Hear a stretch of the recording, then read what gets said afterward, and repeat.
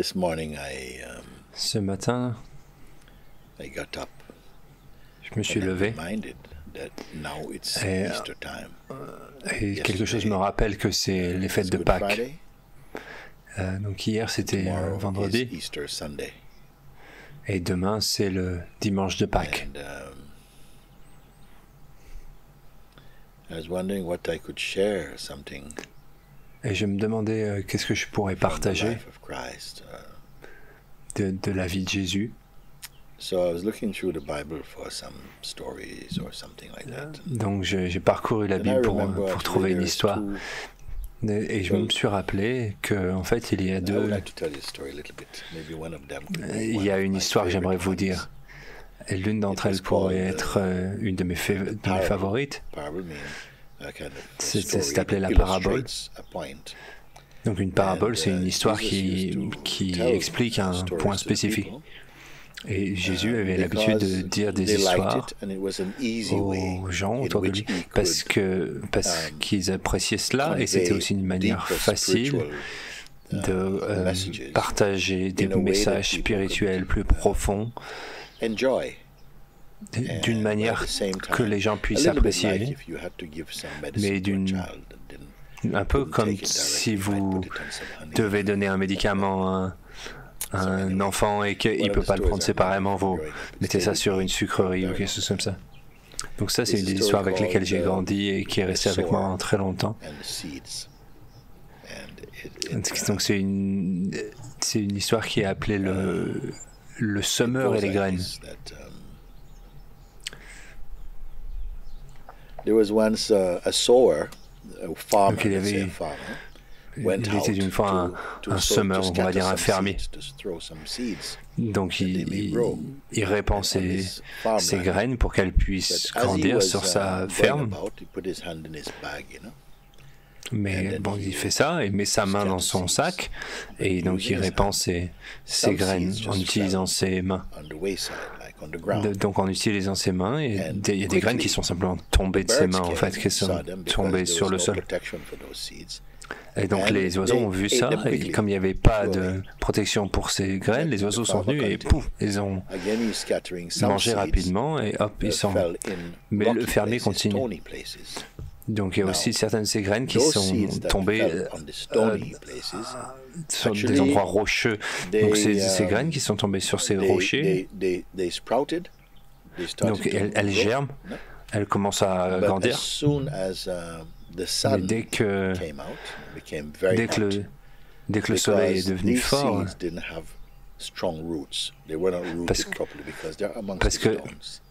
parce que comme ils sont dans les rochers, ils n'ont pas de racines profondes.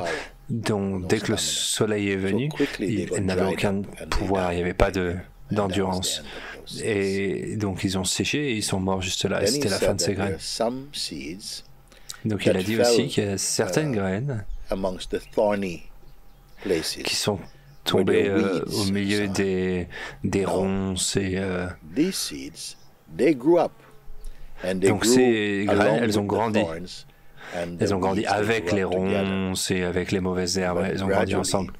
Mais graduellement, les ronces et les mauvaises herbes les ont étouffées.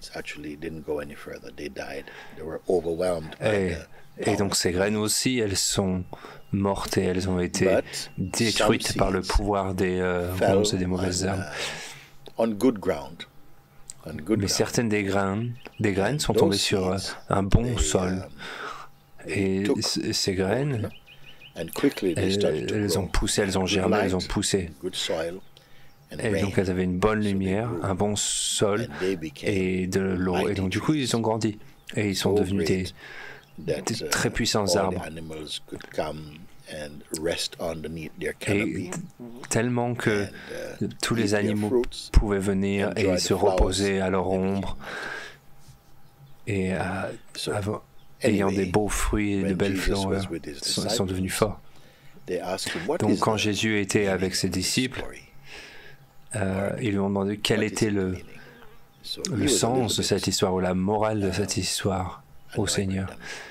Donc il était un petit peu déçu. Donc vous êtes médecin, vous ne comprenez pas ces choses. Je vais expliquer. Donc le fermier répand les graines, et les graines c'est comme la parole de Dieu.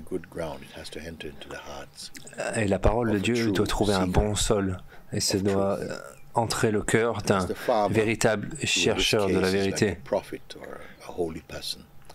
Là, le fermier ici, c'est comme un prophète ou un saint. Et donc, il répand ses graines. Et certaines de ces graines sont tombées sur un sol dur, comme du ciment, de l'asphalte. Et comme il n'y avait aucune protection, ils ne pouvaient pas vivre là, et donc les oiseaux sont venus et les ont mangés. Donc ceux-là sont les gens qui entendent les mots, mais même avant que cela ne puisse entrer leur cœur proprement, les oiseaux sont venus, ça veut dire qu'ils sont devenus distraits rapidement. Donc, en fait, rien n'est venu de ce mot qui est venu. Donc certaines graines sont tombées dans des endroits rocheux. Donc des graines, elles touchent un tout petit peu de sol aussi, et elles répondent très rapidement, et wow, elles grandissent. Mais qu'est-ce qui se passe avec elles quand le soleil se lève? Parce qu'elles n'ont pas eu de racines vraiment implantées dans le sol. Elles étaient trop faibles pour faire face à la puissance du soleil, et donc du coup elles se sont asséchées, elles sont mortes. Et cela représente les gens qui, quand ils entendent les mots, tout de suite ils sont inspirés, ils disent waouh. Mais quand le soleil vient, quand il y a des difficultés, quand des challenges ou des défis se présentent, parce qu'ils n'ont pas la fondation, et ils ne sont pas enracinés. Les mots n'ont pas pris force au sein de leur cœur. Dès qu'une difficulté vient, immédiatement, ils s'effondrent. Et le mot de Dieu ici ne va pas plus loin, il ne grandit pas à l'intérieur d'eux. Et donc, certaines graines sont tombées aux ronces ou aux mauvaises herbes. Et pendant un certain temps, ils grandissent, parce qu'ils sont aussi dans la terre. Parce qu'ils grandissent avec les ronces, avec les mauvaises herbes. Donc ils grandissent ensemble. Mais les mauvaises herbes et les ronces sont beaucoup plus fortes. Et graduellement, elles submergent ces graines, et donc ces graines aussi périssent parce qu'elles ne viennent pas à leur potentiel complet. Qu'est-ce que cela veut dire? Et l'explication de Jésus, c'est que cela définit des personnes qui ont vraiment entendu le mot de Dieu, et ça les a touchés, et ça grandit à l'intérieur d'eux. Mais ces gens vivent peut-être dans un environnement où il y a beaucoup d'inquiétudes et de soucis à propos de votre travail, votre famille, et des difficultés dans leurs amitiés. Et tellement de choses sont une difficulté pour eux. Cela représente les ronces et les mauvaises herbes. Et il y en a tellement qui se passe dans leur tête. Qu'est-ce que je peux me permettre ça? Est-ce que ça va marcher? Mais c'est leur mental aussi. Mais ils n'ont pas complètement confiance dans le mot. Donc ça grandit, mais ils n'ont pas mûri suffisamment. Donc, quand les défis et les challenges dans la forme des difficultés familières, ne pas être capable de payer vos factures, et à cause du fait qu'ils ne sont pas établis à l'intérieur d'eux-mêmes, ces graines ne peuvent pas germer et donner fruit. Et finalement, certaines de ces graines sont tombées sur du bon sol, ce que le fermier voulait. Et ces graines, elles grandissent pleines de vitalité.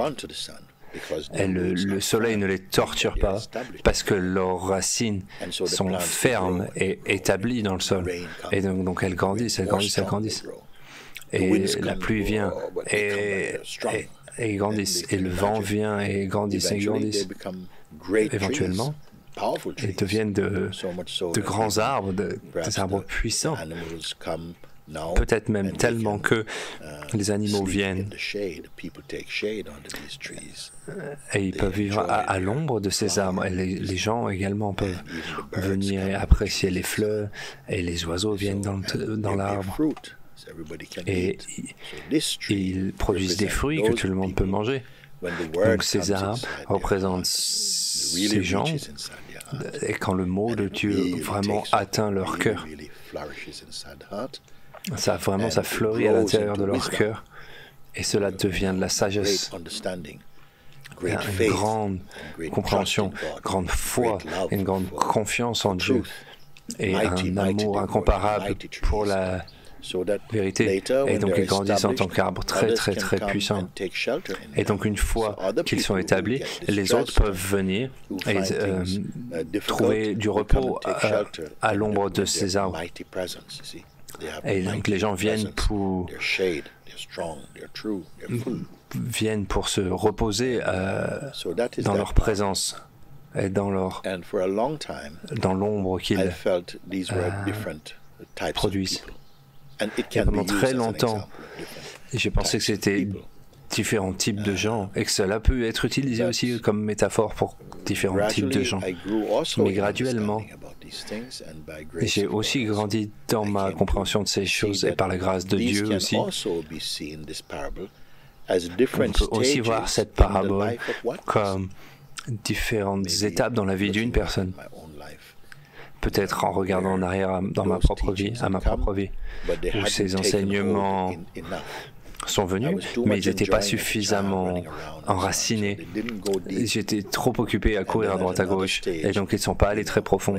Et une autre étape, les endroits un peu rocailleux, des fois vous dites, oh, vous entendez la présence de Dieu, vous entendez une belle histoire ou une belle parabole. Mais un petit souci vient et boum, ça disparaît de vous. Et donc la graine, le mot de Dieu ne grandit pas à l'intérieur de vous. Et donc vient une autre étape, peut-être plus tard, ou comme dans la parabole. Et donc certains graines sont tombées dans le sol, mais au mauvais endroit, juste à côté des ronces et des mauvaises herbes.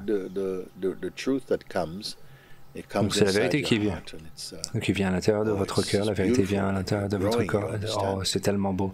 Et vous grandissez, votre compréhension grandit. Mais les mauvaises herbes qui représentent les difficultés, les défis dans la vie, les conflits, les difficultés financières, émotionnelles, et on l'a très très forte. Et encore une fois, ça suffoque la croissance du mot divin en vous, parce que vous n'êtes pas mûr encore. Et encore une fois, au travers de la même vie, vous en venez à l'endroit où les graines sont tombées sur du bon sol et ça vraiment entre dans votre cœur et ça grandit, parce que la graine veut grandir. Et ça a besoin de support, ça doit être planté au bon endroit, et la pluie, le soleil, le vent, tout, ce n'est pas un ennemi, tout ça, ça l'aide à grandir et à le grandir de manière forte. Et le mot, ce que veut dire l'Esprit de Dieu vous a touché, pas simplement des mots comme des mots vides, mais ça s'est enflammé, c'est devenu une force spirituelle et ça grandit en vous. Vers la vie d'un saint ou d'un prophète, et que d'autres puissent venir et apprendre de vous aussi. Donc c'est cela. C'est une de mes histoires favorites de la Bible, et il y en a beaucoup, beaucoup. Il y a beaucoup d'histoires comme celle-là. Très beau, très beau. Vous savez, au travers des années, c'est revenu de temps en temps que je puisse réfléchir à cela. Et j'ai vu que comment le pouvoir de ces paraboles, quand elles atterrissent dans le cœur, dans le flux du cœur, comme elles deviennent puissantes. Une fois, Jésus, encore une fois, oui, c'est Pâques. J'en dis une autre si je me rappelle. Donc une fois, Jésus était assis sur une colline avec ses disciples proches et ses amis dans l'esprit. Et donc, à un moment, il s'est en allé et il est allé prier par lui-même. Et donc, il est revenu et il s'est assis avec eux une fois à nouveau. Et ils lui ont demandé, Seigneur, est-ce que vous pouvez nous enseigner comment prier? Ils étaient très enfantins. Et ils lui demandaient comment vous priez. Et Jésus a dit, oui, d'accord.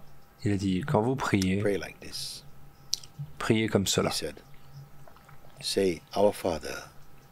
Dites, notre Père, qui êtes aux cieux,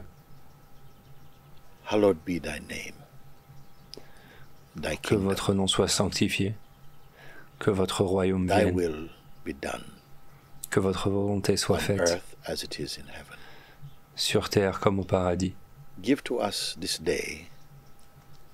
Donnez-nous aujourd'hui ce qui est bon pour nous, notre pain quotidien. Et s'il vous plaît, pardonnez-nous nos péchés, les mauvaises choses que nous faisons.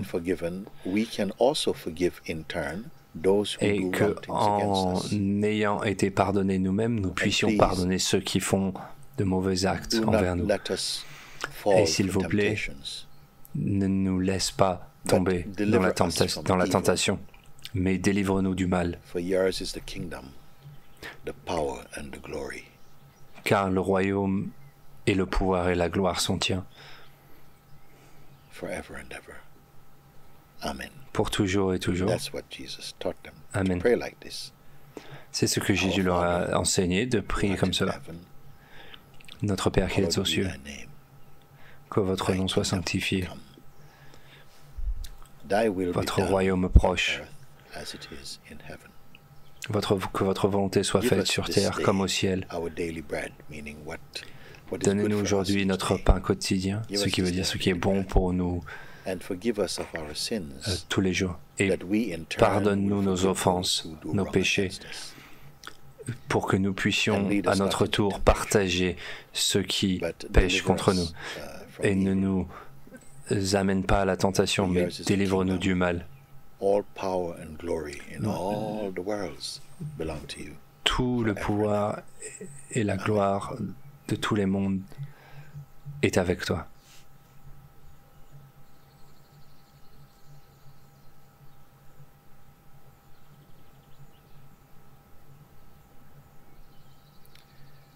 Il y a beaucoup d'êtres spirituels, de tempéraments différents, religions différentes. Tous cherchent Dieu ou la vérité. Dieu est la vérité et l'amour. C'est Dieu qui a fait toutes ces différentes expressions et toutes ces différentes religions et qui les autorise à l'appeler d'un nom qui les représente. Mais il n'y a qu'un seul Dieu, une seule réalité. Je me rappelle ici, j'étais assis dans cette pièce ici, juste à côté de ce qu'on appelle la chambre du thé. Et on était quelques-uns à s'asseoir dans cette pièce. Comme j'en parle maintenant, j'ai soudainement l'envie de boire une gorgée de ce thé. De la menthe.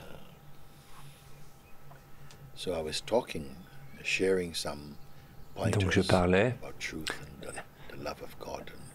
et je partageais des indications vis-à-vis de la vérité et de l'amour de Dieu. Et une dame a commencé à pleurer. Et elle disait merci, merci, merci Père. Et elle remerciait Dieu comme ça. Une autre dame qui était assise à ma gauche et qui était Abdullah.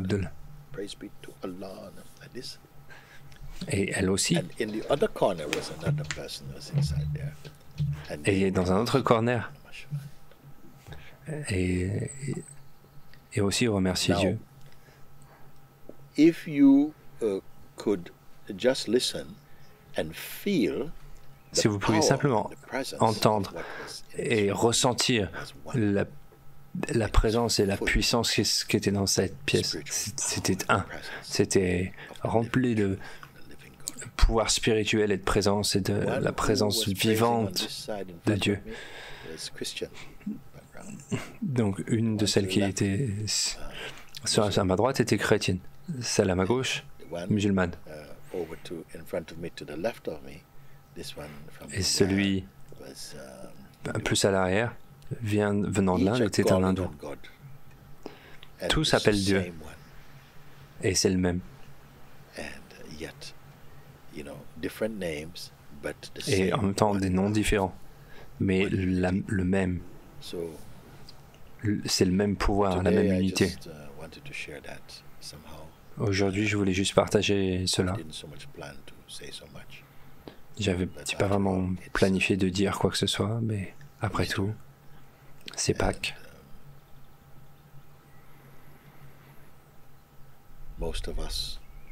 Et la plupart d'entre nous sont forcés d'être à la maison. Et quelle meilleure manière d'être à la maison que d'être